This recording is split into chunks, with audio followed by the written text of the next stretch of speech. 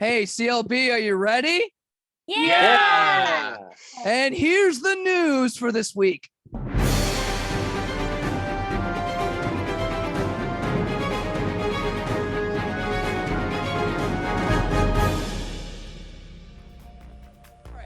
Hello, CLB. Good to see you again for this week. Here's what's happening. Hey CLB, it's Jennifer with your entertainment report. Before I start, I would like to let everyone know that McDonald's iced coffees are now $1. You can get them all summer long, and you can cool yourself off with a McDonald's iced coffee, so go get one because they're delicious and I drink them every day.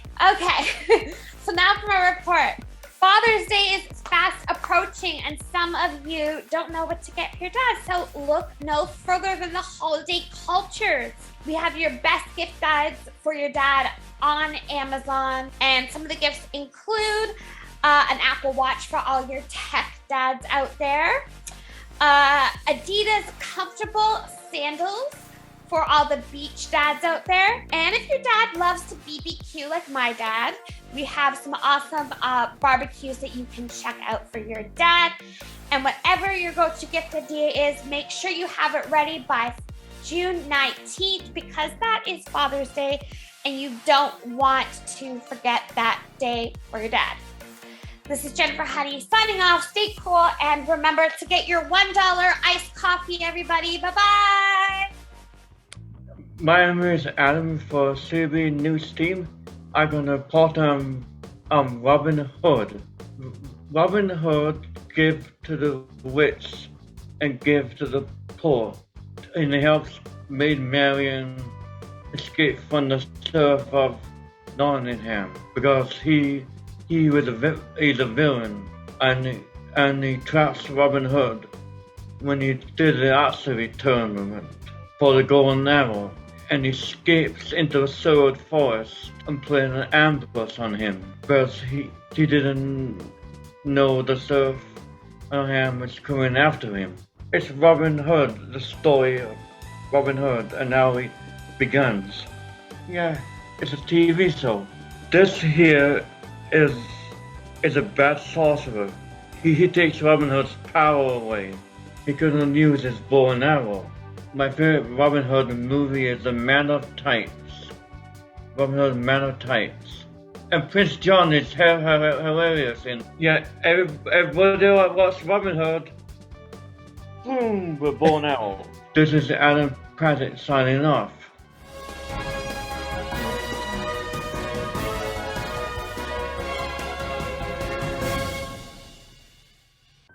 Hey there, this is your Weather with Dave, and this is what's happening this week. On Monday, June 6th, we're gonna have some showers, so get your shampoo. And at night, more rain. On Tuesday, June 7th, we're gonna have rain, and it's gonna go all through the day. On Wednesday, June 8th, we're gonna have a mix of sun and clouds. And at night, it's gonna rain. On Thursday, June 9th, we're gonna have a mix of sun and clouds. And at night, it's gonna be cloudy. On Friday, June 10th, we're gonna have more showers. So just like I said before, get your shampoo.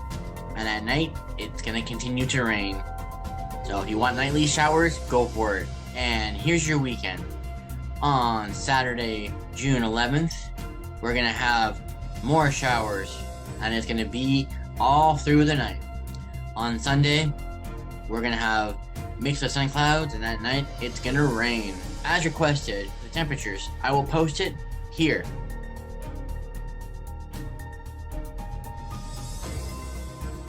This has been your Weather with Dave. Stay safe. Hi everyone, I am Sarah.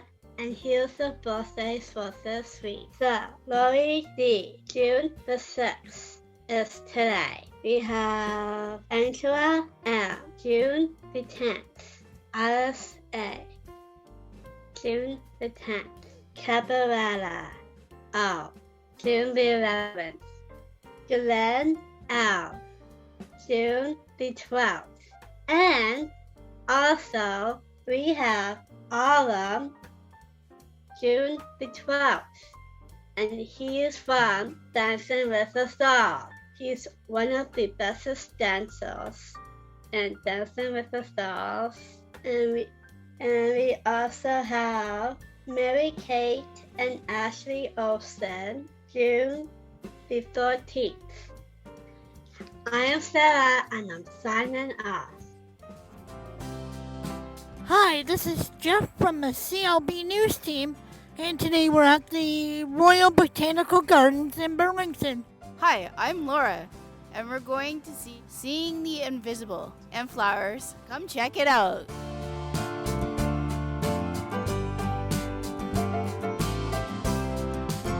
Hi, Jen. Seeing the Invisible is an exhibit that's on until the end of August this summer, and it's an augmented reality exhibit. So we call it Seeing the Invisible because the art pieces aren't visible unless you have an app in order to view the pieces so that you can interact with them. So we are hosting this exhibit along with other botanical gardens, and the pieces were really chosen and curated to fit within a botanical garden and to look at combining nature and technology together. Here's the app, and so it has a map of the garden, and it's already realized that we're at one of the pieces. So we're going to establish the artwork. There's a little dot, a circle on the ground.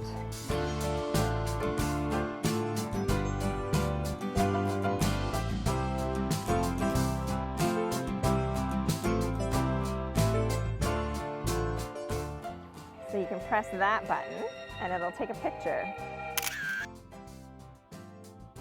There are 13 pieces in this exhibit, and they are developed or created by artists from all around the world.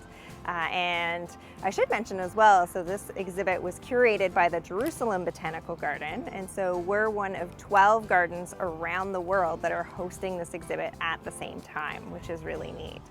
So 12 different pieces that you can see. We do encourage people to bring their own device, their own phone or tablet, because it's usually something that they're more familiar with using, and they can download the app before coming. But if you don't have a device of your own, then we have ones that you can borrow on a first come, first serve basis. Things people can do at the Royal Botanical Garden. Well, at this time of year, our blooms are really spectacular. So we're running into the season where our rose garden is just starting to bloom. That's where we're standing right now. So this is a really special garden where we have roses, but also a lot of companion plants. So it blooms, it will bloom from now probably until early November, which is really lovely. And it's a very sustainable garden as well. So it was created in order to have a lot of longevity, that the plants wouldn't need a lot of care. And so we have lots of sustainable practices built into this particular garden. And then we also have another art exhibit that people can see. We have the Dan Laurie International Sculpture Collection. And in that collection, we have 16 pieces. They are sculptures, again, from artists around the world. And we're looking at having another one added to our collection this year. We also offer discovery stations and guided tours every day throughout the summer, so be sure to check that out if you're coming to visit. So we have lots of spaces in the garden that are accessible, so lots of really wonderful places for people to visit. The entirety of the rose garden is accessible. The scented garden, which is one of my favorite spots, the beautiful fountain is also accessible. So lots of ways that people can engage and connect with the gardens.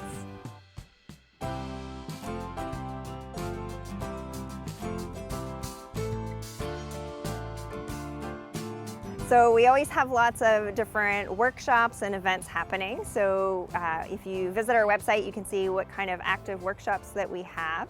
We also have a series coming up called Arts After Hours.